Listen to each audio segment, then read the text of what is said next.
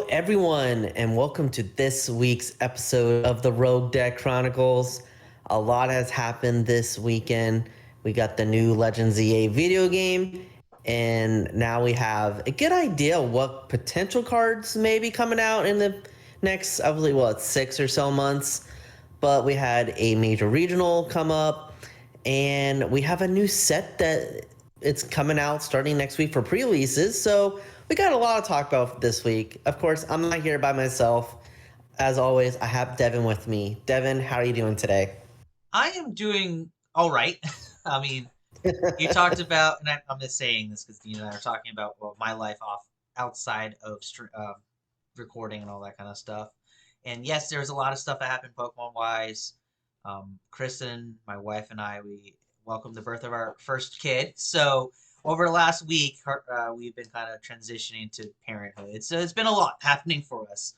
So, but I still was able to look over the results of the regional tournament, and I'm excited to talk about the new set and seeing what the future of the next meta is, because I think we're going to come to a very easy conclusion in a couple minutes that as much excitement we were maybe about a couple weeks ago didn't happen as much as we were expecting.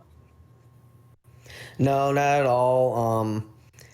We're still seeing some new additions to Top Cut, to the chart. If you watch the stream, they always talking about like the top 6 decks. There are some newcomers that are staying there for now. But yeah, it's more or less stuff that I would say we're expecting, but I will say it's still a pretty diverse meta right now, with not a lot of the results of the meta being more than 12% or something.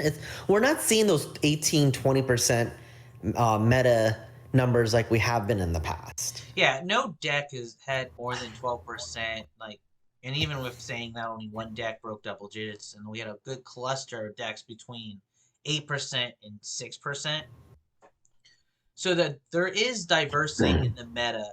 I think the one difference that I think you and I would look at in terms of definition of diversity is the fact that there's no surprises to this top 7 cluster. It's Yeah. 7 decks sounds very diverse, yes. But the problem is these 7 decks generally have been here for such a long time. You're kind of, as someone who's watching the game, maybe not playing the matchups or watching the game, you're like, all right, can I get something new? Can something else be added to the menu? Because I'm sure you probably feel the same way. I'm sick and tired of watching Gardevoir, Godango, and Charizard every single time there's a high profile match on the stream. Yeah, and I will say that early on in the stream, the matchups are pretty more interesting to watch. But as you get into the later rounds, obviously the same decks are rising to the top, and you're having the Dragapult Gardevoir mirror, the Dragapult mirror match. You're seeing the same old over and over again. One thing that is surprising me, based on the regional, and we didn't really go into our transition. We're talking about Lil. Lil had a regional happen this weekend, and I'm still surprised to see that Apple Box is not part of the top 6 still, even with how popular and how well it has in with his matchups in the current meta. It's still, granted, it's 7th, but you're not seeing it on the first chart. You're seeing it on the best of the rest. Well, you say it's 7th, but it's really tied for 6th. It's only decimal points behind 6th. We're talking 6th place was Marnie at 128 players.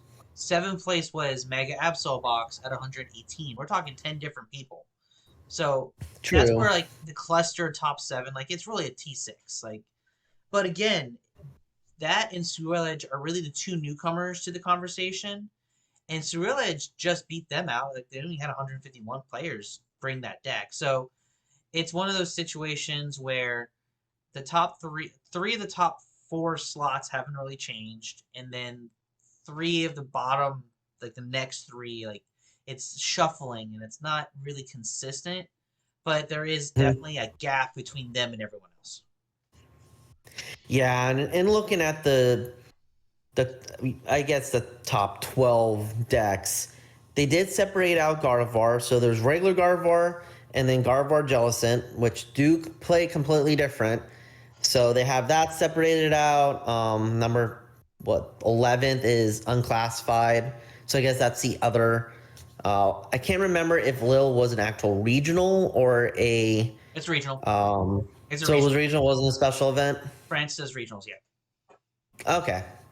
Yeah, because I know with special events, you're allowed to not submit a deck list to hold your spot because they can't charge you a mission or something like that. I don't know. Yeah, all those the differences are I'm still like not too familiar with because we don't have special events over here in North America. So no, certain countries can have regional, certain countries can have special events, and you're 100% correct. They have different entry requirements because of different in this case country laws. But the reason why we don't have SPEs is because they don't play tournaments in areas in the United States that have similar laws. That's true. Which is why Georgia hasn't seen a regional in forever. I say that for me. Except for last year. Yeah, it was the first time in like almost 10 years. Yeah, absolutely. And now, so far, there isn't one back there. They actually announced Orlando and Houston in the past week, so that's on the board, which I know I'm excited about for Orlando because now I don't have to travel that far to go to a regional. Yeah, and we'll go. Like, if everyone who we think is going to attend that regional, we'll go. I'm not gonna play, unless there's like a deck I absolutely love and I can convince Kristen to keep a baby by herself for a day. I'm probably not gonna play, even though I'll probably be begged between now and April to play by you, our friends in the greater Tampa area, my friends from Georgia. I'm sure I'm probably going to get some pressure, but you're definitely going to have to convince the decision maker, not me on that one. Yeah, no, that's not until April anyway, so we have a lot of time. Yeah. But back to Lil, we saw the same old, and going to the top 8, because at time of recording, we don't have the top, what made day 2 yet. We only have the top 8 decks. Mm-hmm. One thing I really appreciate is not just the diversity of the decks. Like, granted, there's still 4 of the 8 were Dragapult, but you still have a lot of newer decks there. But it's also the diversity of the people, of the countries represented in top 8. It seems like if you are newer to the scene, you think this is an IC, and it's not. It's just a regional, and you have people from all over the globe making top 8 at this regional. Yeah, and there's some established players, some players who are making overcoming plateaus. There's players legitimately just breaking through a ceiling. So there's a lot of really good, interesting stories. I know the one thing that I've seen, like, I wasn't really paying attention much, obviously, but like Piper Levine made another amazing run into Top Cut, and then the proverbial curse struck again. Like, we're talking bad pricing in a crucial game with her, which sucks, but again, that shows how consistent she is, and also she showcased a deck that not everyone is talking about. I think a lot of players are not sure how to play the deck, and she's mastered it. Oh yeah, this is her second, third appearance in Top Cut with the Zoroark deck, and I saw her play it on a little bit, not a Top Cut, but she was on stream beforehand, and I like how I like the deck, and she has an interesting inclusion that a lot of players are not really playing, and it's the Okidogi EX. So I'm not sure if you noticed that, Devin, but this is her answer to Cornerstone, since it doesn't have an ability. Yeah, and I've seen the Okidogi EX in a different build, but not of Zoroark engine. You're right. This doesn't really feel like it belongs, but it actually does, because it utilizes the same energy cost. But we usually see Okidogi EX more in a poison package, in a poison deck, versus as a splashable attacker in a deck that utilizes dark energies that isn't a Monkey Dory build. So I think it's a very smart meta call because of Mega Absol Box. Yeah, absolutely. It hits into Mega Absol. It hits into Cornerstone. It hits really strong to a lot of stuff. Trying to look at the list right now. Yeah, it can still does have the energy switch. Weakness. Yeah, it still can hit Gardevoir for weakness as well. It's an attacker that can utilize that as well in that deck. Yeah. So, and it's pretty bulky too as a basic. Yeah, 250 HP for a 2-prizer that really can accelerate as well. So if you lead with it, you don't feel bad. You get it like late game, you don't feel bad. The only real problem with that card, I think, in general, is its retreat cost. If it gets stuck in a situation where you're not ready for it or wanting to use it, your opponent can either stall you or just take 2 easy prizes, depending on how they have their board state set up. But as a one-of, you don't really worry about that as much. And honestly, Devin, hate to break it to you, the retreat cost thing isn't an issue because you play a one-of, a Petron EX, and all your deck is dark Pokemon, so you can retreat it out whenever you want. Yeah, and just that's again multiple one-offs. It's always that conversation. I know you and I have talked about it in the past as well. When you run a whole bunch of techs, if that tech is prized or just and not on the board, that's where you can again. Your opponent's not going to put that into a spot where they want it to be with that Petron in play. Yeah, not at this high of a level or at a major. Maybe if you play against some inexperienced people at your locals, that can come up. But usually when you're coming to something at this high or this many people, people tend to know how to play the game at a medium, at least to average to above average level. Yeah, they're doing a more optimal play. Like if they're going to put Okidogi in the active, they're either KOing it or they know you don't have the Petron. And you're like, okay, cool, I'm going to set myself up or I'm going to take advantage of your bad situation. So, yes, you're right. It's basically this deck's version of Latias EX, for sure. But it's one of those situations where it does have its drawbacks. And that 3 retreat cost can definitely be it in the wrong circumstances.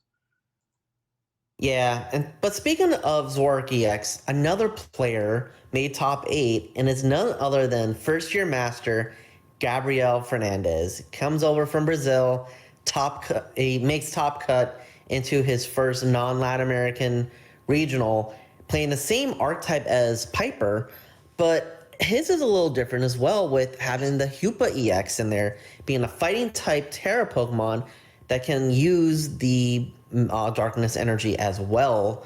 So Devin, what do you think about this tech in Zoroark? I think one, I love when you get off the wall techs. The Energy Crush, 50 for each energy attached to all your opponent's active Pokemon, is fantastic. Yes, you are not hitting traditional dark energy Pokemon for weakness. Like, it's not hitting Gardevoir for weakness. It's actually weak against Gardevoir. But you're hitting those fighting weak Pokemon that we're seeing in the format. We're seeing the Mega Kangaskhan. We're seeing the Absol. I think Absol's grass anyway. But we're seeing more introductions of darkness and normal type Pokemon into the format. But we're also seeing decks that love to flood the board with energy. And the 50 multiplier for that, for 2 energy, is not a bad ratio. Yeah, it's easy to set up because there's only 2 energy costs.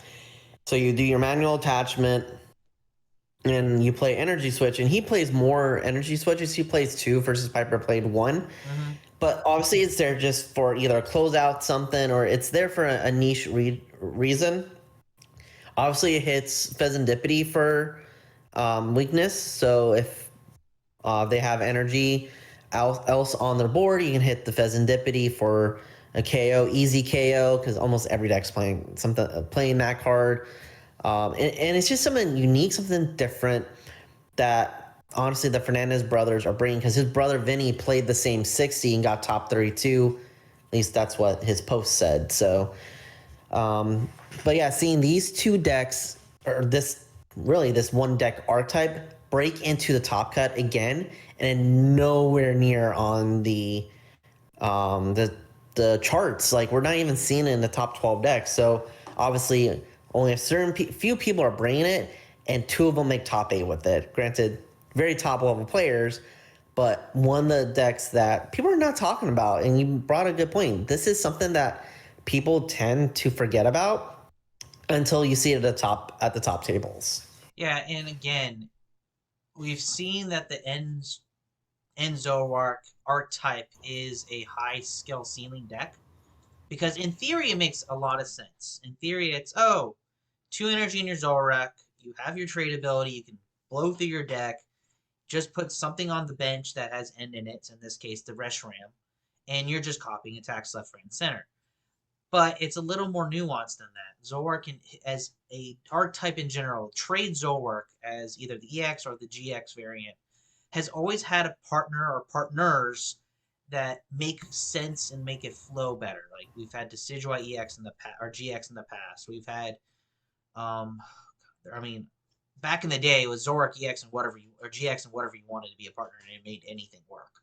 But Mm-hmm. it's one of those situations where I think if you find the right partner with Zoroark, as we've seen, two different decks utilize the same engine to get different situational context with it, it can turn into a very good counter to the meta. Because, like you said, you can do the Hoopa to kind of counter against the Fessendipities and Energy Floods, or you can get the Okidogi EXs to kind of just give you an extra Gardevoir counter or other dark weakness and different things like that. So it's really ever how you want to play that. Yeah. So, and then then for the other decks, we see a Terrabox make top cut and Charizard EX make top cut.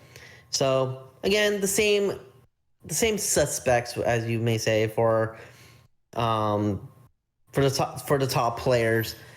So I was thinking that we'll see a little bit different decks make it. Granted, I did see the what made top 16, and I think that's something we can go into with Lil.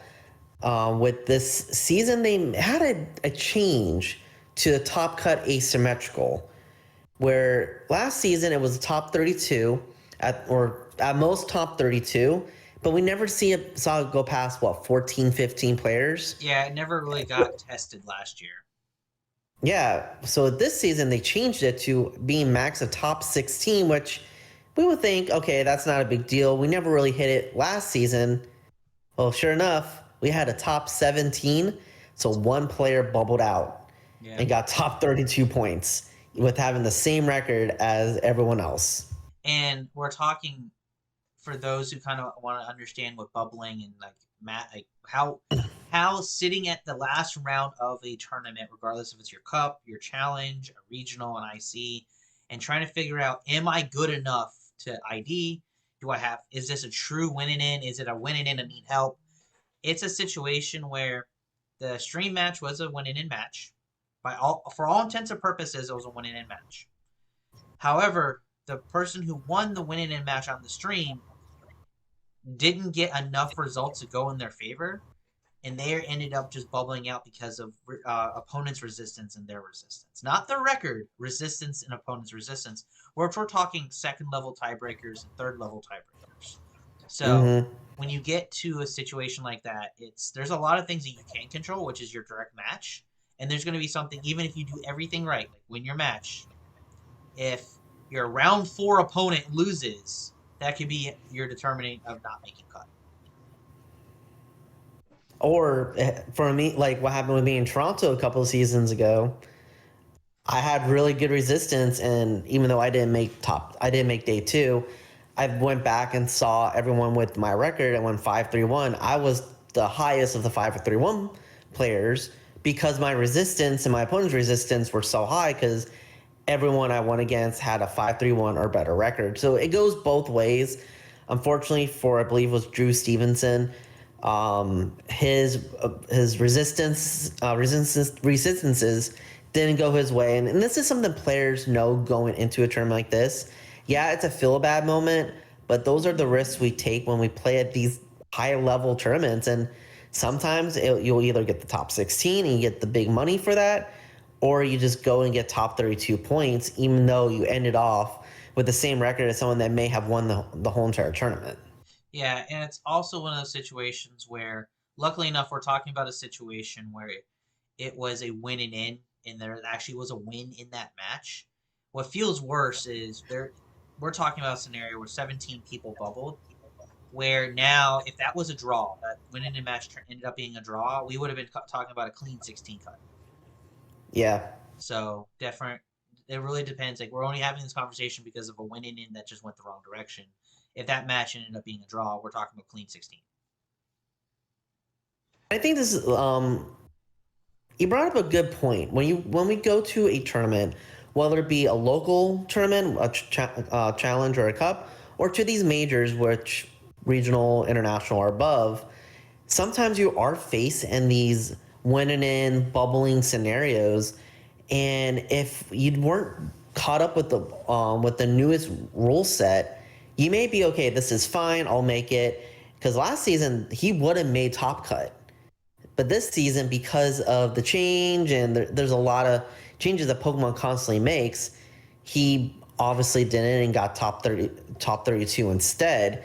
I think when you go into these tournaments and you find yourself at those situations, it's good to know what the rules are for this season and you're competing, and don't get lax and just assume that you know what it is. I think in the start of every season, you should brush yourself up on the new changes.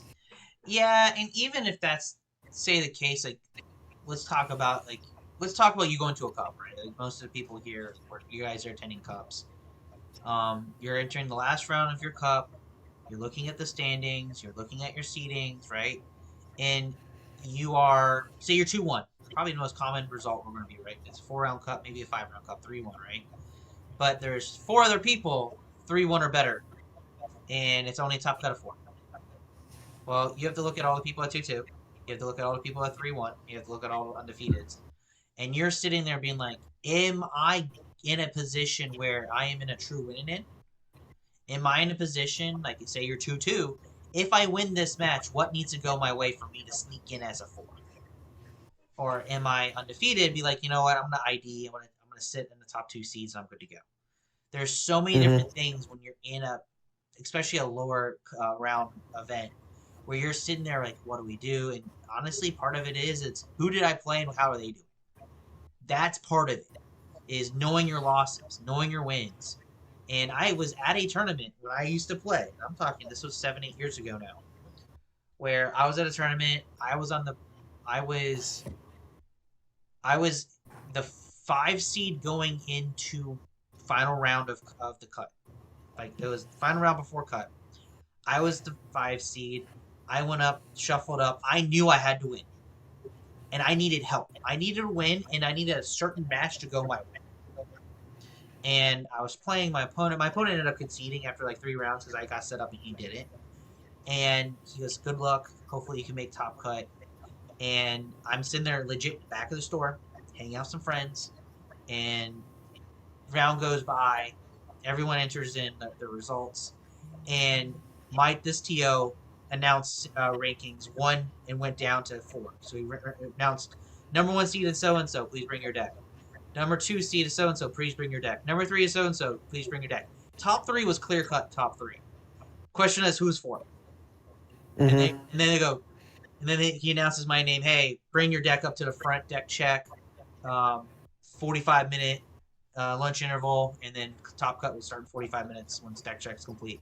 And everyone went, oh my god, because I dropped my first round and I just plowed through the rest of my tournament. I just was playing the matches in front of me. But I was sitting at the 5 seed, going into the match, being like, I have to win, and I need a certain set of matches around me, because I'm not talking just me. Like, the 7 seed was in a winning in as well, because obviously I would be playing 6 under traditional Swiss.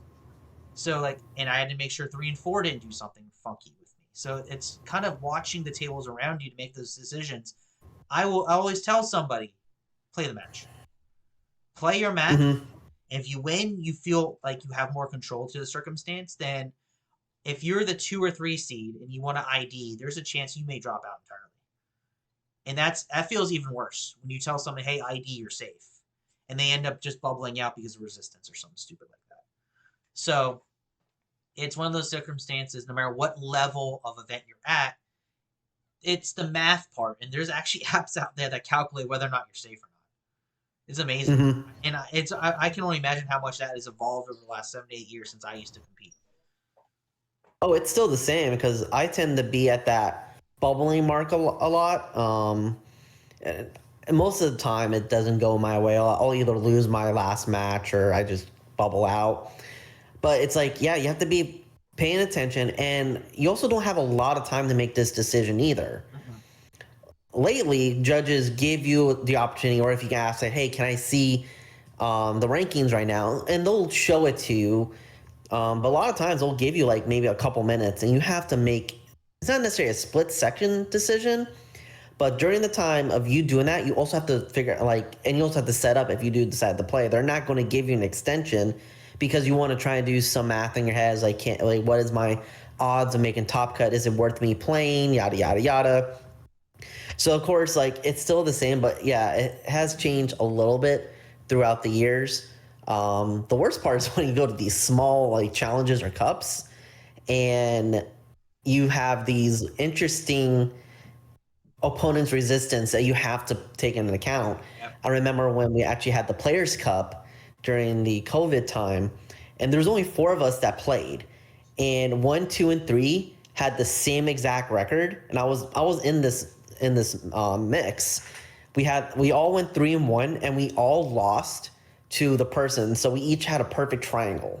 Yeah, your 3-1 was to each other, and because of that, all your resistance was all equal. Your resistance was equal because again, your resistance is basic. So to go kind of clarify some definitions from this conversation, right? When we say resistance, it's your opponent's winning percentage.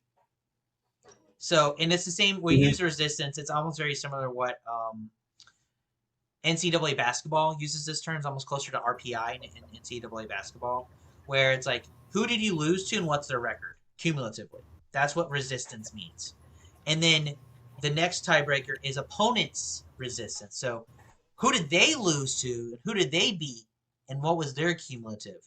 So in a scenario like yours where there's like 4 or 5 people in a cup in a tournament and you guys, the top 3 all triangled out, your winning percentages were all 0.750. And then your opponent's resistances were all 0.750. So you had to go down to the 4th tiebreaker, which in a triangle like that, it was coin flip, right? You had to do a series of coin flips. It was an exact coin flip. Yeah, you had to do a series of coin flips because there's an odd number of people. So player 1 and 2 had a coin flip, and the winner of that coin flipped against player 3, and the winner of that coin flip ended up getting the highest seed, and the loser of that getting the 2, and it gets funky. Oh yeah, and I will say the tournament software does it for you. Yes. So it wasn't us. We weren't, when we say coin flip, we're not literally going in the corner flipping coins, figuring out who won the tournament. The software did it for us. I will say I did get the win at the end of the day. So because I won the Players Cup, I earned a spot on my store's Players Cup team because of it. But it's just like, depending on how big, small the resistances, whether it be your opponent's or your opponent's resistance, all plays a factor whenever you go to these tournaments. Sometimes it really, really matters, and sometimes it doesn't. And these are, I wouldn't say advanced things to know when you play in tournaments, but something to be aware of when we go to any tournament at any level, even for fun. Because sometimes you do the fun tournaments are not necessarily sanctioned, but they'll use software that will determine the rankings, and based on your ranking, you get prizing from the store, you get like store credit, whatever. So it's something to take into account when we do play this game. And if you play with younger players, like in the elementary or the junior and senior age divisions, this is a good time to really teach them what this means. So that way, when they actually have to go in bigger tournaments or when they go up to a master level, they're already comfortable with this idea. Yes and no. I mean, obviously you added a whole new variable when it comes to cups. I'm sure all of us who've gone to a cup know that the juniors and seniors, there's never enough of them, so they ended up playing each other for 3 matches, and then they start playing the masters, and that's a whole new level of resistance quantification and all that kind of stuff. So yeah, it's great to teach, absolutely, especially the seniors who are about to age up. Definitely give them an idea of what to expect sometimes. But it's one of those situations where, again, control what you can control, win you're winning in, and you never have to worry about it. Yeah. Just play better. Yeah, play the best. That's what me and my friends say all the time. Yeah, get good, don't lose your winning in. That's what my friends say. Exactly. Like, why do you always just lose out on your opportunity again? And I'm like, I don't know. I always get a bad, and it's like I always get bad hands on my winning ends. Like, no, it's your mindset. Just stop worrying and just start playing. Yeah. So Well, that situation happened at the major tournament. But with this weekend, we have another major tournament coming, which honestly, I'm not expecting anything different. A lot of people are actually treating this as a like a circuit, European circuit, because it's in Gdansk, so we're moving from France to Poland. So I would expect to see the same decks and really the players playing the same decks at this next tournament. But we also have pre-releases starting this weekend too for Phantasmal Flame. and So before you all go into your pre-release, figured, hey, let's talk about the cards that are coming out. yeah, and this like when we were talking, looking at the list, I'm like, wow, this is a super small list, and it's like, and then it's like, yeah, but we're so used to 200, 220 card sets when we're seeing about 100 cards, which is what sets used to be back in the day. So this is going to be a lot shorter compared to Mega Evolution, a couple of sets we've done on the podcast. And to be quite honest, I think the general feeling of this set as an overall entity is it doesn't feel the greatest. No, not at all. It's really just one Japanese set, which is Infernal X, and then a combination of the two boxes that actually just got released in the TPCI area this past weekend with the Mega Diancie and Mega Gengar. So we're getting used to those cards already as we're seeing them play on live. So we haven't had a chance to play them ourselves, but I know there's a bunch of YouTubers that are making tons of content out there featuring those cards, which we will eventually do. It's just we're having way too much fun with other decks right now, which I'll talk about later on in this episode.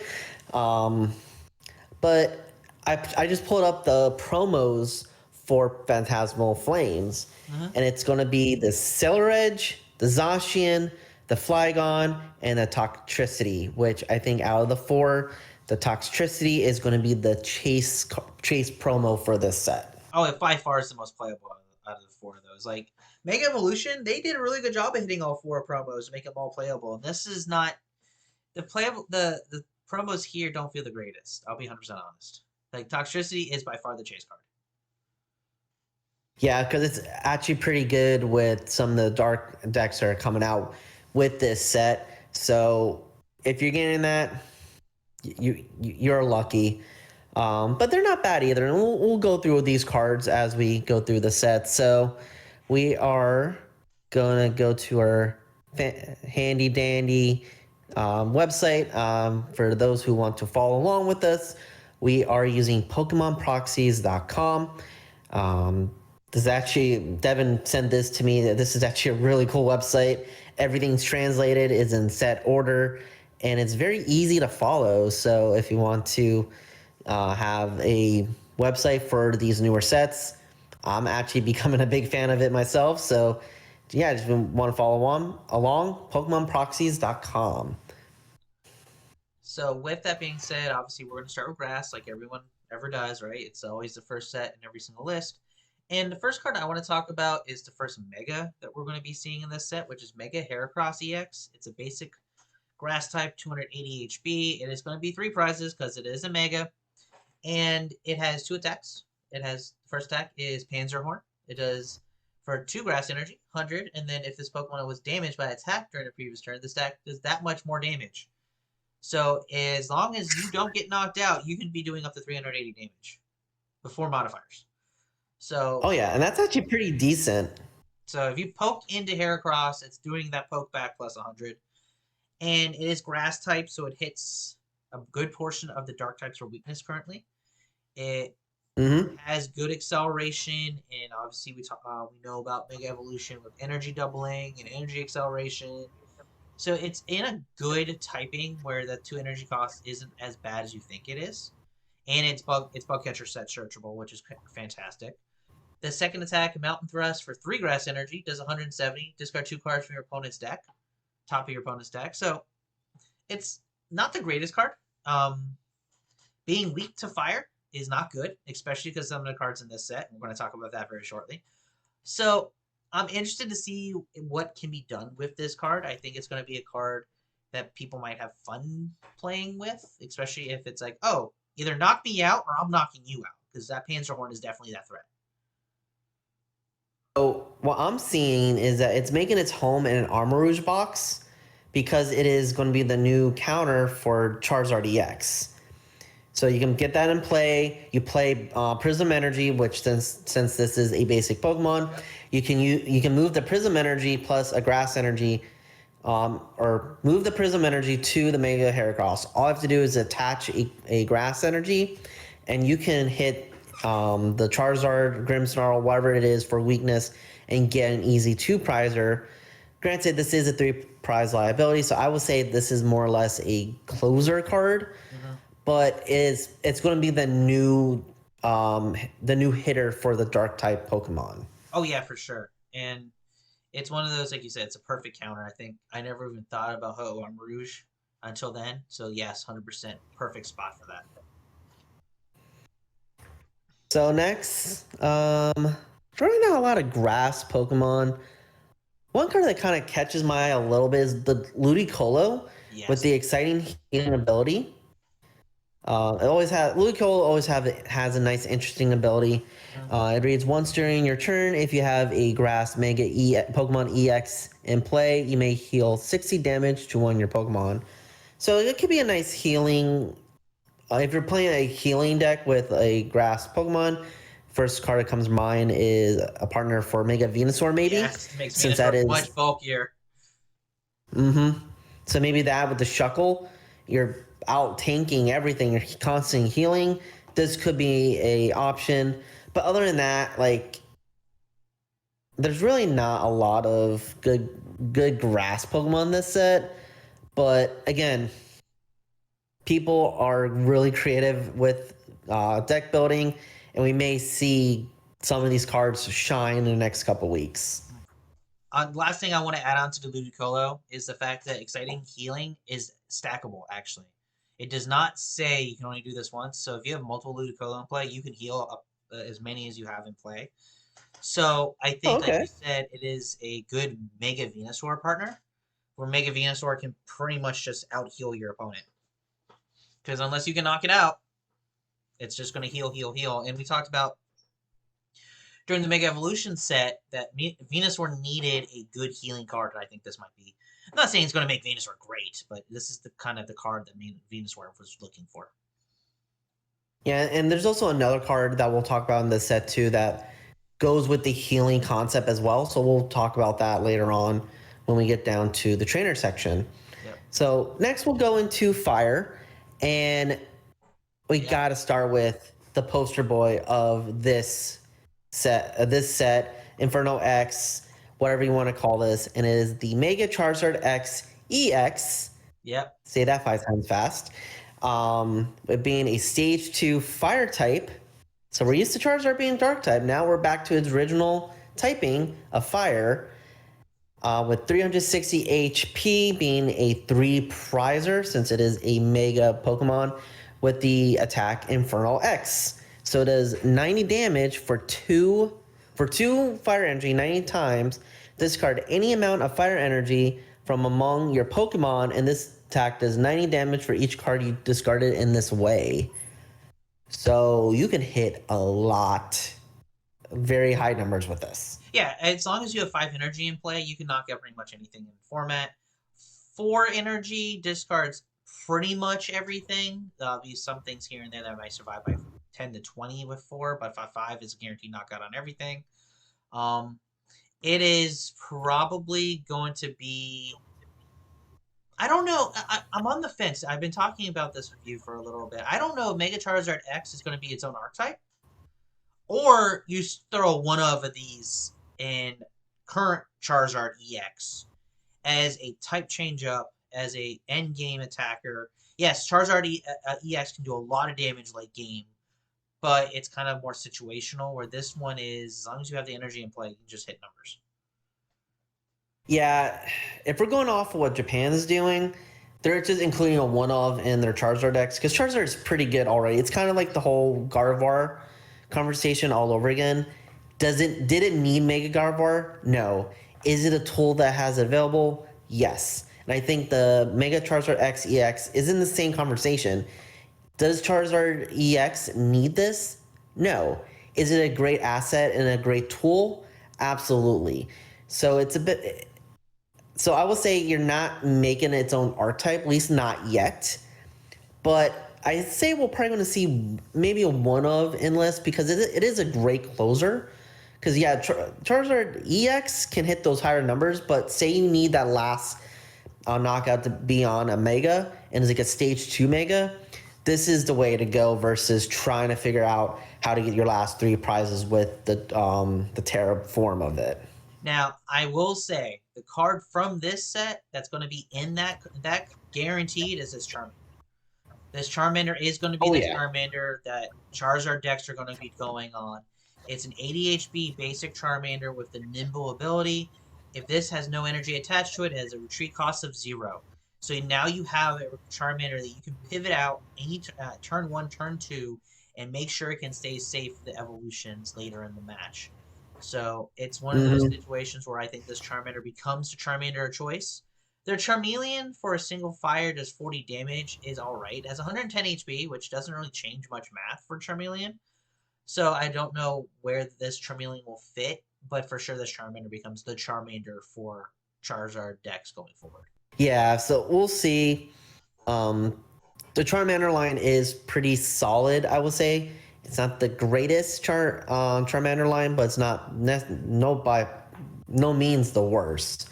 So we'll see how players take these cards and add them to their deck. I think we'll definitely see some of that Charmander, but at the same time, it's not buddy usable. So we may see maybe a 3-1 split or a 2-2 split, just because that having no retreat is actually very crucial as well. Yeah. So it's what do you value? Do you value it getting on your board very easily with the buddy poffin, or do you value having a nice easy pivoter early on in your game? So we'll see how players take this information and adapt starting late November. Yeah, and then the other card I want to talk about in this set for fire is the Moltres. It's a 120 HP basic fire Pokemon. It has a single attack for single fire energy. Fighting Wings, it is 20, and if your opponent's active Pokemon is an EX, it does 90 more. So for 1 energy, you can do 110 to your opponent's active EX, which may not sound like a lot, but Fire's been looking for a very low to the ground single prize attacker, and this is going to be the best thing you have.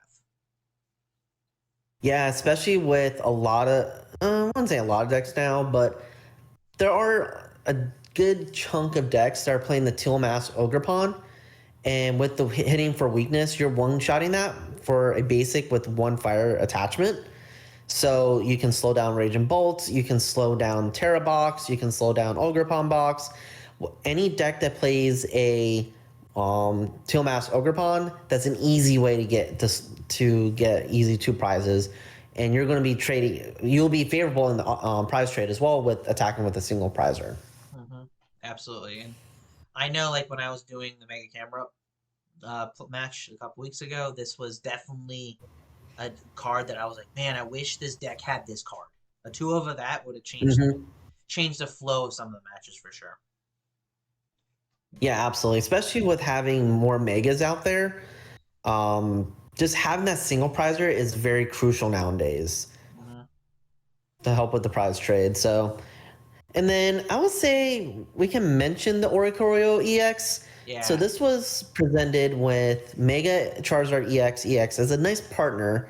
So it's another basic. It's just a regular EX, 190 HP, with the Excited Turbo ability. As often as you like, you may have if you have any Fire Mega Evolution EX Pokemon in play, you may use this ability to attach basic fire energy from your hand to one of your bench fire Pokemon, sorry. So it's supposed to be a good partner with the Charizard deck.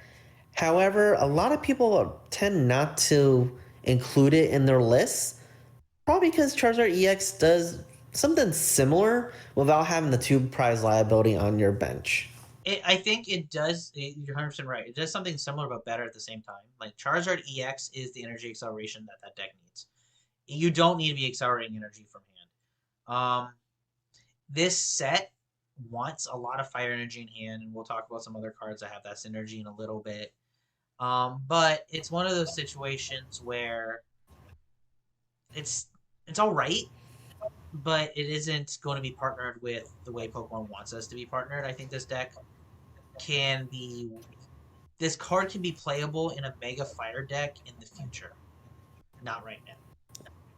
Honestly, I think it's really good in camera up, so you can hit with the second attack. You could 100%, especially with the supporter that this set releases. It does definitely open up camera up's damage cap for sure.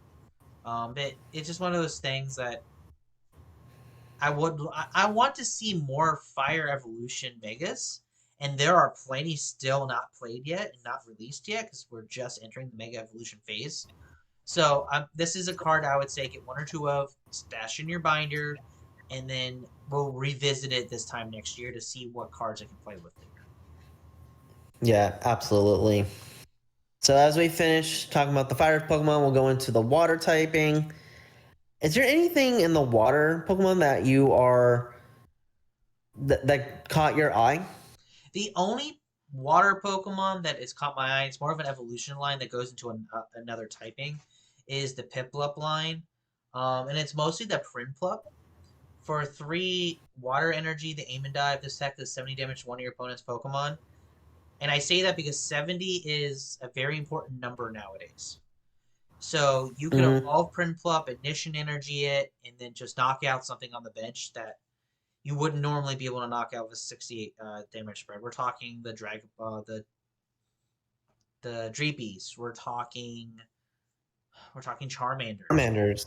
We're talking other pieces here and there where you wouldn't be able to knock those out on the bench any other way, and this is a way that you can do it attach evolution turn 2 very easily. Yeah, and I know you mentioned Ignition Energy, but if you are behind on prizes, you can use Reversal Energy since it is an evolution Pokemon. So I would say the one line that actually caught my attention was the Mamoswine, and kind of for similar reasons. Was for that first attack for Wreck with the 3 colorless attack cost, 120 plus. If there's a stadium in play, this attack does 120 more damage, and then you discard the stadium. So you can hit for 240. Granted, you're a stage 2, you need 3 colorless, but you can use Ignition Energy, Reversal Energy. But yeah, hitting for 240 is that's a pretty good number. I honestly see this as a new inclusion in water decks for GLC. Not necessarily in the standard metagame, but for GLC, I think this is a tanky water Pokemon to include in your lists. Yeah, discarding a stadium is always good. Even if you're discarding your opponent's stadium as a result of your attack, that is a +1 on your stadium war. Because then you're not using a stadium to bump it. So, but I also see Mamoswine running a deck that probably has 5 or 6 stadiums that makes sure that attack always is hitting its maximum value every single time. Yeah. So next is Lightning Pokemon. There's only there's only 6 Pokemon here. 6 Pokemon, and out of the 6, it's 2 lines and a non-evolving, fully evolved Pokemon. So not much to play with here. I will say the Rotom EX is a little interesting, just because if I remember correctly, it kind of goes with the Rotoms that came out a couple sets ago, with having the tools, I believe. Yeah, Rotom is always a card that always plays with tools for sure, and this one has an ability where every single one of any Pokemon that has Rotom in the name can have 2 tool cards attached to it instead of the normal 1. And the attack you're referring to is all the Rotoms from Destined Rivals. And it's Gadget Show is the attack for 2 colorless energy. This attack does 30 damage for each Pokemon tool attached to all your Pokemon. So, and then with this, all the Rotoms have a different name. Mow, Heat, Wash, Regular Rotom, Fan Rotom. The Fan Rotom is the one that has the fan call. So the ones that do have the Gadget Show ability covers a whole bunch of different typings. And you can run you're probably running 15 total Pokemon in that list to maximize your bench as much as possible. Mm-hmm. So, and then with that as well, you're probably running 10, 12 tool cards of some form. So it's going to be a fairly Yeah. clunky deck. Rotom decks that always do that tend to always be a little clunky to begin with. But it's definitely one of those cards that I would be interested to see what someone does with it. Mm-hmm. Again, not the best card in the world, but there is an archetype there, so we wanted to just talk about it. The other cards, they're just bulk. They're there. Sorry, They're there. Yeah, they're sorry, Phantasmal electric Pokemon, but nah, no. sorry. So then now we jump into the psychic Pokemon. And here's probably part of the criticism of this set is that this set did choose a status condition that it loves, and unfortunately it's probably the worst status condition in the game, which is confusion.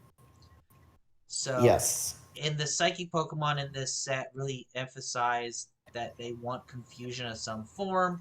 We're talking Miss Magia's EX is the EX of the type. It has the ability Swirling Spell. If this Pokemon is in your active spot, when your opponent switches to a new active Pokemon, it is now confused. It's in the active spot. You're making your opponent switch in. They're getting confused, which means they have to flip a coin to attack, or they just have to heal the confusion somehow. And it's attack 6 magic, 2 psychic energy, 150. You may draw cards until you have 6 in hand. Sounds great, but 150 is not enough to get me up to a 6-card hand. It just doesn't. Bliss EX does it better. Exactly. It just doesn't feel good enough, especially when its other part of it is, oh, your opponent's active is now confused. Like, doesn't feel great. Just not enough. Yeah, like there are a lot of interactions with confusion in this set, and we'll talk about them as we go through them. But again, unless you have these combos, confusion is probably the easiest to really work around. But it's there. Miss Maga's EX is there. It's not a Mega, so it's a regular 2 prize EX Pokemon.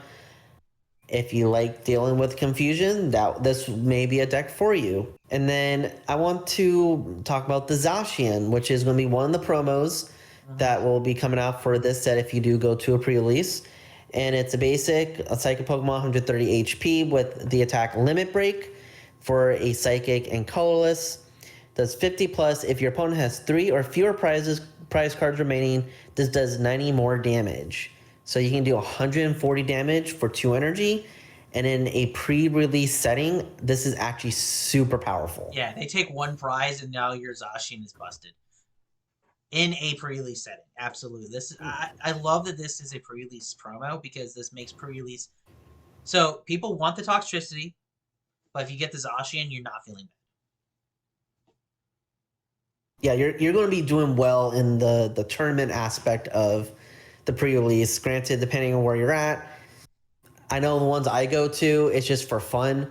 But of course, people want to win with decks that they create, and this is a very easy promo to get to have I want to say, relatively safe win condition. Because again, you only have to your opponent only has to take 1 prize card for you to really hit the ground running. Yeah, exactly. And then now shifting to the fighting types. The first one I want to talk about is more of a interesting thought experiment card, which is Paldean Tauros. So Paldean Tauros is 130 HP basic fighting type Pokemon. It has the attack Raging Charge. It's a single fighting energy. 40 times. This attack does 40 damage for each of your Pokemon with Tauros in the name that has any damage counters on it. So keep in mind, Paldean Tauros and Tauros are 2 different cards. And Paldean Tauros has other cards in that standard legal that kind of give you some type diversity if you really want to go that route. And with this being a basic Pokemon, type diversity means Prism Energy. So you can play around with the Prism Energy because it's single energy, different things like that. And there's ways to get damage onto your bench on entry very easily right now. Yeah, you can do climbing stone mountain is an easy way to get the damage on to your Tauros. I think there's another stadium where if you just bench basic Pokemon that will get damage counters on her. Yep. That's an easy way to power up the Tauroses. But yeah, it's if you have a full bench of Tauros, you're doing. Is it on your bench only, or is it everything? For each of your Pokemon Tauros, It's so everything. all 6 Pokemon have damage counters, you're doing 240. Before damage That's modifier. not bad for a single energy. Not for a single energy, not on a single prizer, and we're not talking it has to have like a whole bunch of damage on it. These Tauroses have 130 HP, which means you're expecting them to get knocked out turn over turn anyway. So it doesn't matter if they have 10 damage on it or 50 or 60 damage on it. So it's going to be a situation where you could probably streamline these Tauros fairly well. And you could always night stretcher them back. You could always super rod them back into your deck. I'm going to be playing around with this hopefully when I have time, and I think this could be a fun little archetype that can have fun. You can have fun with at a league challenge or on the ladder. Yeah, absolutely. And then I want to go into the next promo for this is the Flygon with the Flapping Sand ability. When you play this Pokemon to evolve,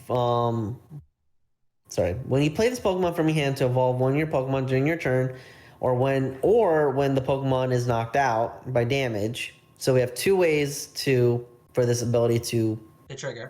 proc. So that's good. You may discard. You may discard the top 2 cards of your opponent's deck. Sorry, I had to figure out where I ended. So you evolve it, you're discarding 2 cards. It hits you, you're discarding 2 cards. It's one of those situations where I don't remember if there's a devolution on your side of the board for fighting types. Obviously, we know there's one for psychic types. But it's one of those situations where if you just want to play this as a 4/4/4 line with some rare candies and just evolve, force them to hit you, you can realistically mill about 10 to 12 cards pretty safely just on that portion of the deck, and then try to find other ways to mill around as well. Oh yeah, play Airy in there. Zroka's Machination. This could be a fun mill archetype. Maybe you could pair it off with the Great Tusk since it's already a fighting Pokemon. But yeah, this is a fun, interesting choice for sure for the pre-release promos as well, because you only play with 40 card decks. Yep. So it could be a nice win condition that you don't normally see in these pre-release tournaments. So I think that's actually if that's the intent of what TPCI is doing, I think that's really cool, because we're so used to like, okay, we're winning by just taking our 4 prize cards, but like let's explore other win conditions. Let's see if we can win by deck out. So I think if that's the intention, that's really smart on TPCI to pick that as something to let players experiment with. Yeah, and as much as you and I really are not a fan of control mill generally, we respect the archetype, we respect the win condition, and I'm interested to see if this becomes a archetype control kind of thing, or is it just not good enough? It's one of those situations. It's wait and see. But it's interesting, especially like you said, during a pre-release setting where it's not as big of a deck, and it's one of those situations where you can just evolve 2 of these up and then be like, all right, there's 2 cards, here's another 2 cards, now hit me, knock me out. Oh, there's another 2 cards, cool. Like, you can kind of force 2 different ways to win, because you're putting attacking pressure of having it in your active, you're using it as an attacker, and then your opponent's going to be like, if I knock this out, I can get a prize, but I also lose 2 cards. And not a lot of decks like that, especially in pre-releases. Exactly. So now we're going to Darkness Pokemon, and this is where this set, I think, it shines the most. There's a lot of support for Darkness Pokemon in this set, and you can see really the direction that Pokemon wants to take you. Yes. So I think the first Pokemon we should talk about is Mega Sharpedo EX. Yes. So yeah, it is a Stage 1 Mega Pokemon, 330 HP, Darkness Pokemon as we Or as we said, it has 2 attacks. One attack for one single darkness energy, Greeting Fangs, where you do 70 and then you just draw 2 cards. And then the second one is Hungry Draw for 2 darkness energy, 120 plus. If this Pokemon has any damage counters on it, this does 150 more damage. So you can do up to 270 damage by having just a single damage counter on it. And from what we've talked about earlier, getting damage counters onto your Pokemon isn't necessarily the hardest thing to do. Also, the Carvanha it evolves from has an attack called Assault. It does 30 for a single darkness energy, and you do 10 damage to yourself. So even if you just want to accelerate that damage condition, turn 1 a Carvanha attack, be like, all right, cool, you're going to have 60 HP going into your opponent's next turn. You're like, knock out this Carvanha, or this Mega Sharpedo is coming at you real quick. So it's one of those situations where you can kind of play around with damage by using its pre-evolution. That, and I think this is a good time to talk about one of the other promos, which is the Toxtricity, yes, which has the ability Bat Upper. Once your turn, you may search your deck for 1 basic darkness energy and attach it to one of your bench darkness Pokemon. If you do, put 2 damage counters on that Pokemon, then shuffle your deck.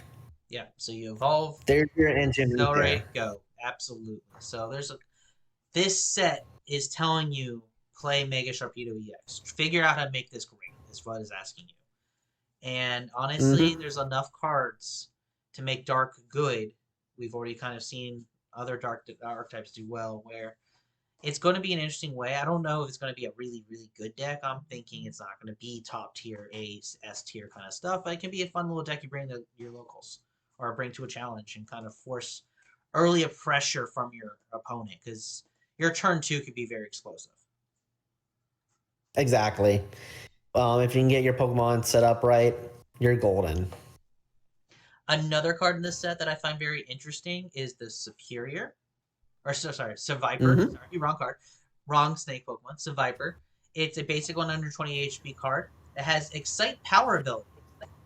If you have a Mega Darkness EX Pokemon in play, this Pokemon's attacks do 120 more damage to your opponent's active. Doesn't sound great. Especially when you read the fact that its attack is for 3 darkness energy and does 120.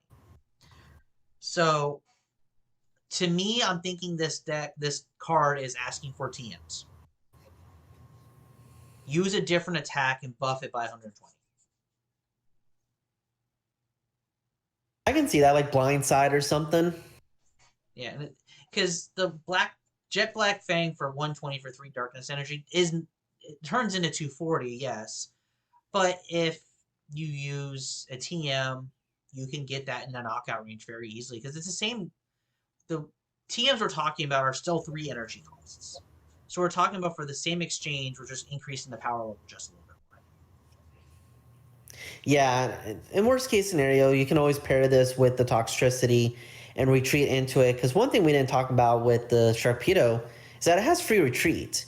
Yes. So if you have the Sharpedo in the active, you can Bat Upper to the Seviper, and then you can hit for 240 for a single prizer to help the prize trade a little bit. But yeah, I think this may be a good candidate for TMs before they all rotate.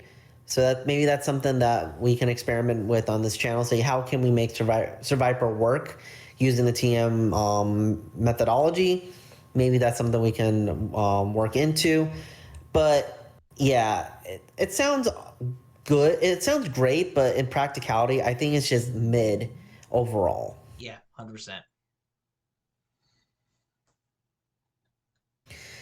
So I think it's time to go to the Metal Evolution. And I think the one card I actually think is really cool, I'm not sure if we can make it work, but go off the Pimple Up line, is the final evolution, Empoleon EX, which is a Stage 2 Metal-type Pokemon, 320 HP. It has the ability Counter Stance, prevent all effects done to this Pokemon by attacks from your opponent's Pokemon. So no Phantom Dive, can't get the counters off of that. Really, that's the biggest effect. Important one out there. But and then it has the attack Iron Phaser for 210 damage for a metal colorless, During your opponent's next turn, this Pokemon takes 60 less damage from attacks. To me, this reminds me of Kasumi Gudra V-Star. Yeah, but not as good, Yeah, unfortunately. not as good. Because, and I say that purely because it's weak to fire, and we just talked about how good fire is becoming. It does resist grass, and we've talked about how good grass is becoming. But 210 for 3 energy, just to take 60 less damage every turn, and you resist, or you're immune to effects, like, it can help you last a turn or two, but it isn't the game-changing combination of attack ability that people want it to be. No. Unless you put like a max belt on there and other modifiers, it's not really worth it. It's cool. Maybe we can make a deck out of it, but I think having the fire weakness is just way too big for this to even be possible. Mm-hmm. Yeah, especially for 2 prizes. Yeah. Yeah. And then that's really it for the metal type. I know there's a Tool Drop Bronzong, so Tool Drop is officially coming back in the format, but it doesn't really work well with the Rotoms, so it's really kind of hard to really do damage with that. Yeah. And then there's a Duraludon that is 130 HP that has Hyper Beam for 3 metal energy. So you could use this as your Duraludon for your Archaludon EX deck, and it's all right. I think Hyper Beam discarding an energy off your opponent's Pokemon isn't necessarily bad, but I think there's better Duraludon out there. Oh yeah, the Raging Hammer is so much better. Yeah. I will say maybe the Archaludon in this set is something to consider as a one-off in the EX deck. Has Dakota attack for 3 metal energy, 120. But during your opponent's next turn, this Pokemon cannot be damaged by attacks from your opponent's basic Pokemon. So this may be your out for the Absol deck. This will be good against Terrabox. This will be good against Raging Bolt. This could be good against Armrouge Box. Again, I think this is stretching it, but it could be a one-off just so you can have something against those archetypes. Oh yeah, it's a really good one-off tech against all these basic archetypes for sure. Because you're just doing 120 and say, "Oh, you can't hit me." Like, and what's their option? Oh, I'm gonna boss around this. Okay, you're bossing into an Archaludon EX anyway. So like you're not in a losing position when they kind of go around this. So I see this as a one-off tech to help cover those archetypes and those matchups. Yeah. So, but I will say if you're attacking with this, you have the weakness with Archaludon, so the fire Pokemon can still knock it out. But then again, that's only like 1 or 2 archetypes out there. Everything else you should be safe with. Yeah. And then jumping into the normal types, the last Mega of this set, that is from the Inferno X portion of this set, is the Mega Lopunny EX. It's a colorless 330 HP stage 1 Mega Pokemon, so 3 prizes. It has 2 attacks. Gale Thrust for single colors. It does 60, and if this Pokemon moves from your bench to the active, it does 170 more. So if you're able to get it to your active every turn and kind of cycle through them, you're doing 230 on a single energy, which doesn't not a bad ratio. Doesn't feel the worst. No, not at all. And then if you really get into a spot, you can do for the second attack for 2 colors energy, Spike Hopper. 160, this attack isn't affected by any effects on your opponent's active Pokemon. So 160, 2 energy for a Shred. That's not bad. And we're actually seeing this card in a lot of, I would say, Terrabox, a lot of, like, it's a nice splashable card in a lot of decks because it's your cornerstone counter. Since it doesn't have an ability, the Gale Thrust can one-shot it. So as long as you can find a way to have it go into the active, you're getting rid of the cornerstone easily. Since it's colorless, it can be more or less splashable. Granted, you have to put in the Baneri as well. But for something that can play around with a lot of archetypes out there, I think this is something to really consider, especially with the amount of Cornerstone being played right now. Yeah, no, I've been seeing it pop up in a couple of top 8s at City at City Leagues. So I'm interested to see how it kind of finds its position. Because Gale Thrust, as we saw in the past with a very similar attack with the Galissapod GX back in the day, it still can be super good if you position it in the right matchups. Yeah, and with how Air Balloon is so versatile right now, getting the Gale Thrust set up is not a hard task to do. Or even pairing it up with the Dunsparce draw engine. Put the Dunsparce in the active, run away, promote. Like there's so many different free retreaters, hit and run style decks. Like there's going to be a spot for it for sure. Oh yeah, easily. So with that, we're done with the Pokemon for now. There's going to be a couple that we'll talk about towards the end. But we're going to go into the trainers. And the first one I want to talk about is Jumbo Ice Cream. Yes. So this is heal 80 damage to your active Pokemon that has 3 or more energy attached. It is such so there is a little bit of stipulation. Sorry, go ahead. I'll say this is such a good card for decks that love to use the energy flooding, energy manipulations. We're talking like decks that would normally use heavy batons or those type of equivalency of cards. So 80 damage is not anything to scoff at by any means. No, not at all. And again, there's that stipulation it has to have 3 energy. But I think this is where it has a home with Venusaur and Meganium because that's easy to do. Oh, for sure. That's definitely the first. Giant Ice Cream Cone, Ludicolo, Meganium, Venusaur. Easy combination.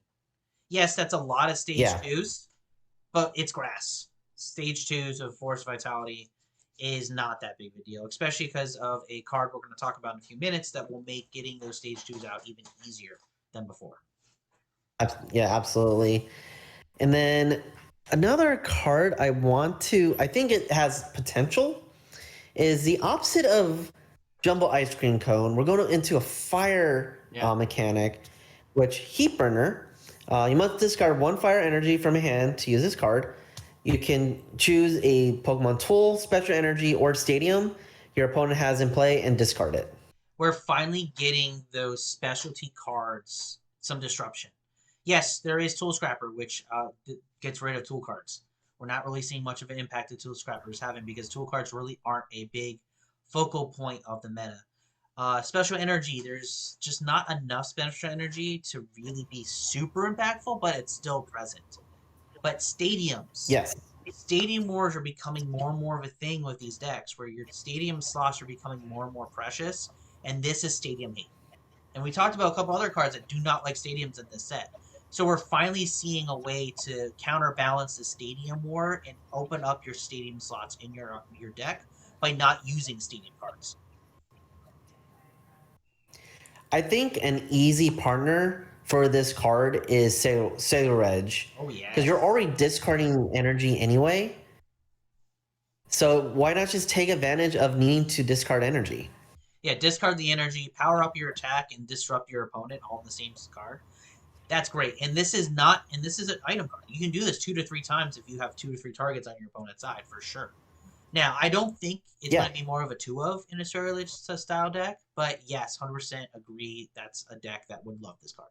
And then this is going to be the card for dark decks right now, and it's Grimsley's Move. Yes. Look at the top 7 cards of your deck, choose a darkness Pokemon you find there, and put it onto your bench, shuffle the other cards face down, put them on the bottom of your deck.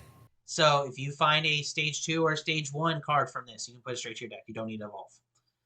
And the cards that you don't choose are going to the bottom of your deck, so they're a little more protected than just random shuffle, because then you know what your bottom deck is. So you kind of help thin out the other cards on top of it a little better. This is going to be really good acceleration. The problem is top 7, there's a high chance of whiffing, especially early game. So there is a little bit of risk reward to it. Well, good news. You can't play this on your first turn. So you have some time to thin out your deck a little bit. So on your second turn, then you can pull out this card, get like Hydreigon EX out or Gengar EX out or whatever you want. And then it'll be a little more effective that way too. So even with the printing on the card, it helps give like higher probability of it actually succeeding too. Yeah, no, I think in dark decks, regardless, you're running two, maybe a one or two of this for sure, because it gives you that high potency. I wouldn't run more than two. More than two. I think there's other supporters that you would want later game that you'd rather draw into. This is a card that doesn't have a lot of value late game. Has a lot of value early game, but if it just sits in your hand, it sits in your hand. It's not it's a dead card, but you can turn it into fodder for other discarded cards too.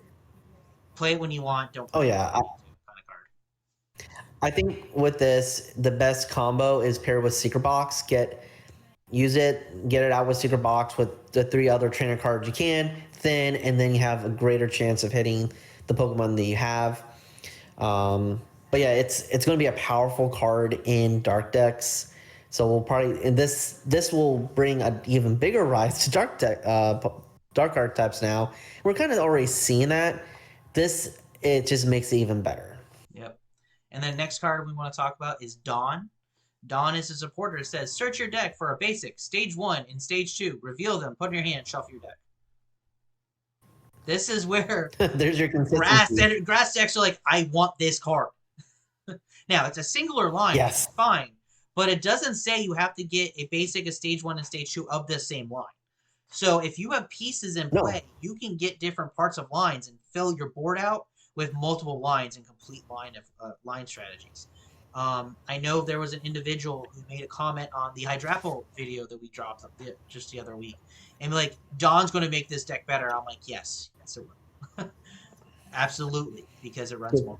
Oh yeah, we're just playing with the cards that we have right now.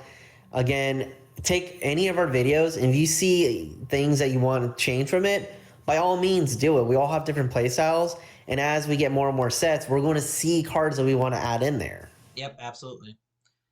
And then there is another supporter, Fire Breather. Search your deck for up to 7 basic fire energy and put them into your hand, shuffle your deck.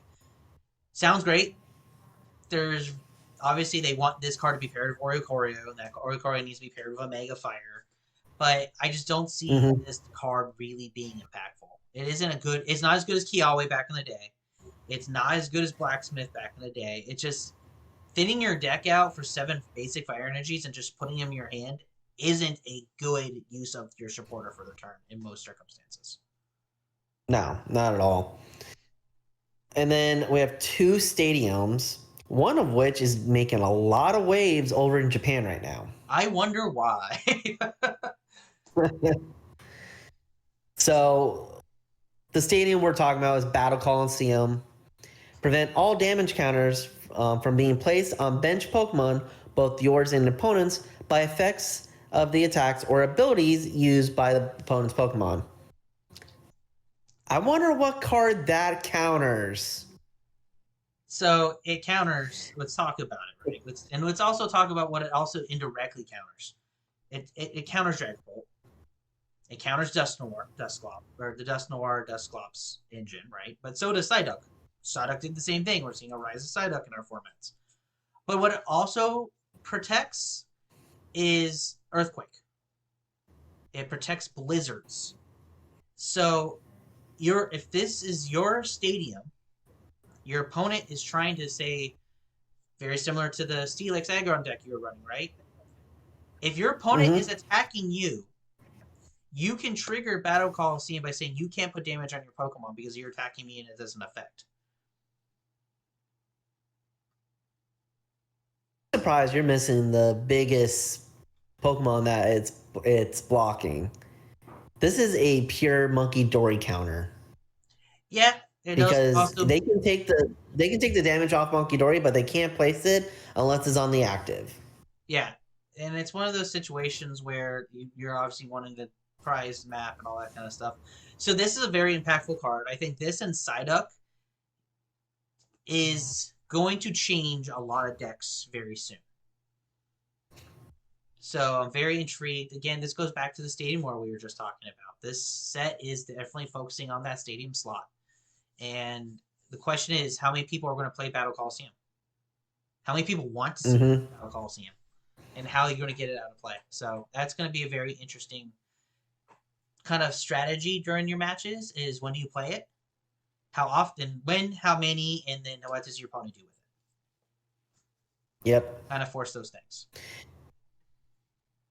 And then the last stadium's Vertical Valley. This goes back to how this set is all about confusion.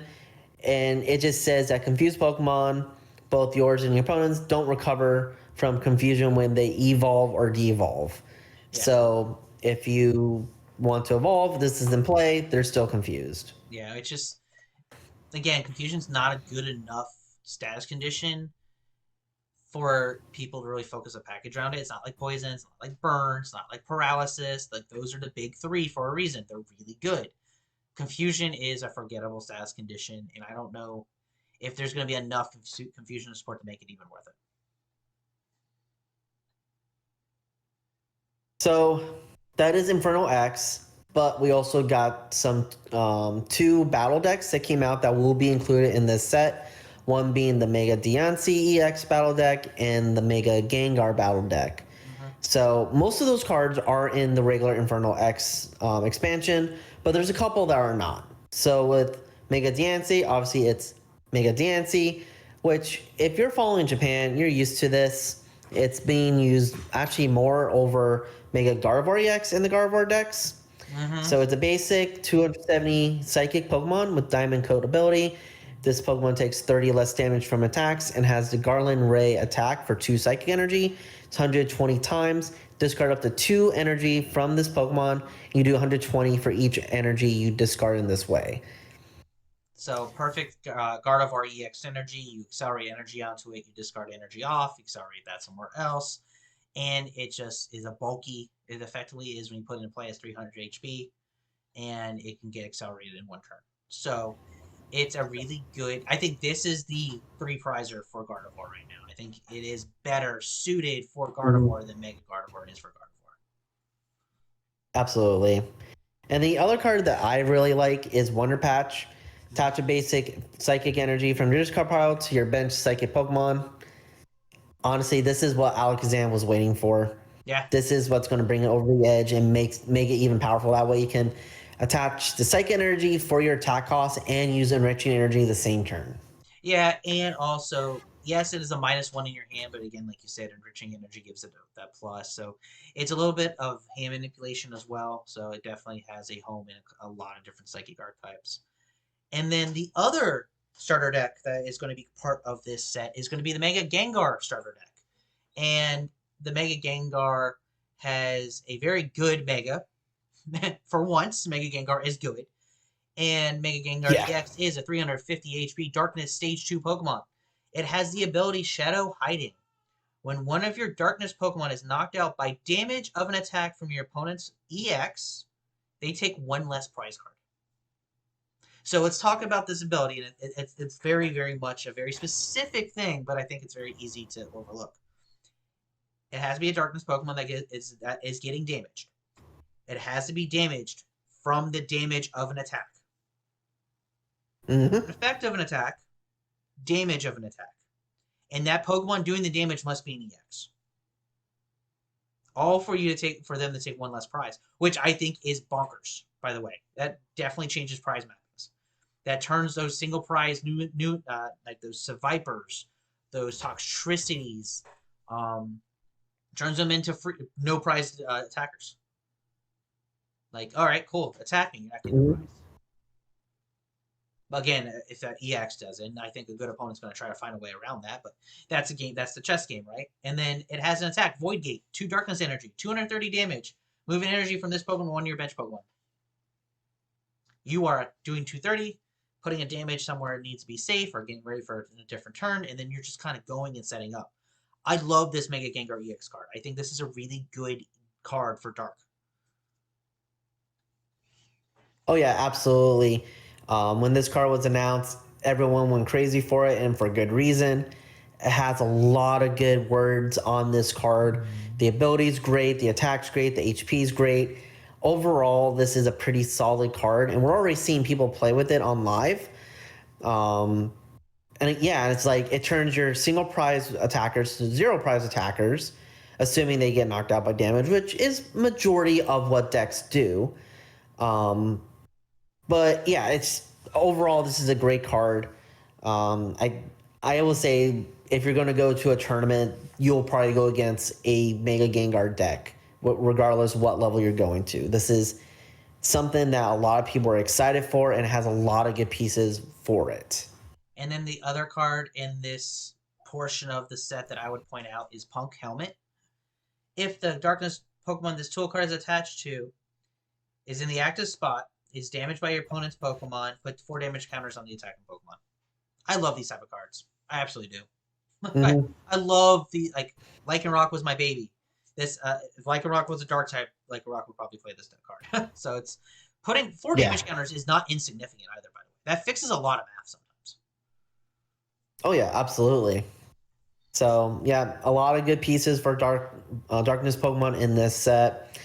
I'm excited to get some decks around this. Again, this is a smaller set, so we're not going to see those big impacts like we did with Mega Evolution. But there still are some decks that are going to come out of this, and a lot of good support cards as well. A lot of good trainers. Yes. So be on the lookout for that. Do your homework before you go to pre-releases so you know what you're looking for. I wish I can go to pre-release, but I have plans this weekend again. My schedule, I can never get pre-release weekend off. I have other priorities going on, but have fun for those who are going. I really wish I can make it out to these because the last couple sets have been just amazing in my opinion. Yeah, I think this is a low-key set. It's not the greatest set by any means. If you're not able to make it to a pre-release or you're not sure what to get, I would recommend going on to other content places and looking for buy lists. We don't do buy lists here. It's just not something that's we really have time to invest into what we think you should get to fill your binder. But there's other videos out there that are very, very good of what you should build your collection with, your competitive builds. And this set doesn't have a lot of 4-of staples in the trainers section. There's really good supporters, don't get me wrong, but it's one of those, if you're not sure what to get, definitely look at some buy lists for this set, because it's sneaky value. It really is. Oh, yeah.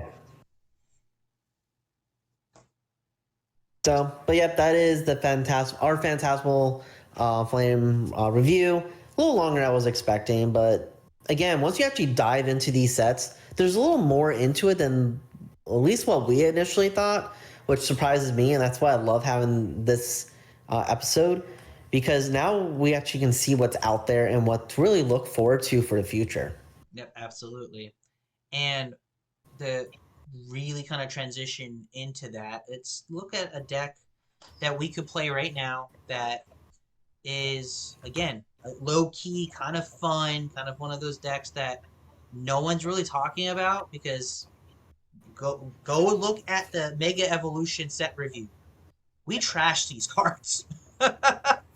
We absolutely trashed 2 of these cards in the main attacker in this deck. So that's the beauty of, like you said, I really love looking at these cards, really kind of see what could happen, and we're like, yeah, we're going to talk about the main attacker of this card, and I went hard on it. I'm like, this card sucks. And Dean found a list, modified it, kind of played around with it, and he's like, yeah, I love this deck. In fact, you what? The main attacker, I'm having so much fun with this main attacker. Behind the scenes, I found another version of this archetype, something similar. I literally found it like a couple hours before a challenge, went home, built it real quick, and I went 3-1-1 and got 3rd place with it. So I'm in love with Mega Latias EX. It's actually really fun. It reminds me of my cloth days, but with this version, it's a little more straightforward of attacking a lot of damage at once. I know with the new rule set, with the new end of turn, you don't get the +3 anymore. So a lot of people are afraid of tying. This deck, you're not going to tie. You're going to finish out your game because these games are quick. So what this is, it's Mega Latias paired with Ethan's Ho-Oh. And you're like, well, how do those mesh with each other? Well, Ethan's Ho-Oh EX has the ability Golden Flame where you can get the energy, fire energy onto the Ethan's Ho-Oh, and then you play with the regular Latios, which has an ability that when you move the Mega Latias into the active spot, you can move any energy from your Pokemon to the Mega Latias. The Mega Latias has an attack cost that is a Fire, Psychic, and Colorless, where you can do 300 damage. So there's so many games where I went second and knocked out some of the big Megas, and they weren't expecting it because you don't really need a lot for this to really explode. And then worst case scenario, as a first attack for a single colorless energy, 40 and strafe, and you just hit, and then it's a hit and run. So you can move into something a little more tanky. In this list, I also play Mega Kangaskhan EX. So you want to strafe, get back into Mega Kangaskhan, and that way you can have Mega Kangaskhan do run errand for when starting your next turn to draw more cards and see more things. So this is a quick deck, very aggressive aggro deck. I think the average time of my games are maybe 5 to 10 minutes. Yeah, they're not long. I looked at and that's on the long end. Yeah, I looked at your matches. I'm like, oh, these are quick matches, man. But you were raving. You love this deck, and again, we go back to what we said last set, right? This card's bad. Mega Kangaskhan's bad. There's no way these cards will work, and lo and behold, they work together. So that's the beauty. I love it. How wrong we can be, how right we can be, and then we find decks that can prove that, and that's a beauty of the trading card game. It's if you sit down and kind of want to make something work, you can make it work. And like Dean said, these matches are quick. These are aggro. They're really. I would say this deck is really good for a league challenge setting because those matches you typically don't have much time. Trust me, first-hand experience. So I would say out of any of format, I would probably bring this more to a league challenge and a league cup. Because once it gets into a best of 3, it probably struggles a little bit, just because you're gonna have to blow up twice out of 3 games. Where a league challenge, it's all gas no brakes, so you're needing to do that anyway. Yeah, I did modify this because I did find this on a city league or a Japanese tournament. One thing I felt that was weird was you didn't really have any good single prize attackers. So I modified it to where I play Prism Energy in there, just so you can attack with the Latios as well, because it does play a water energy. Otherwise, you're just attacking with the EXs, and if you go against a stall deck or like even just a single Mimikyu, you're done. You can't do anything about it. You can't play around it. So I kind of modified it a little bit just for those one-offs, Mimikyus or stall type archetypes out there. But again, your goal is just to hit hard. You find a lot of ways to do 300 damage multiple times in the game.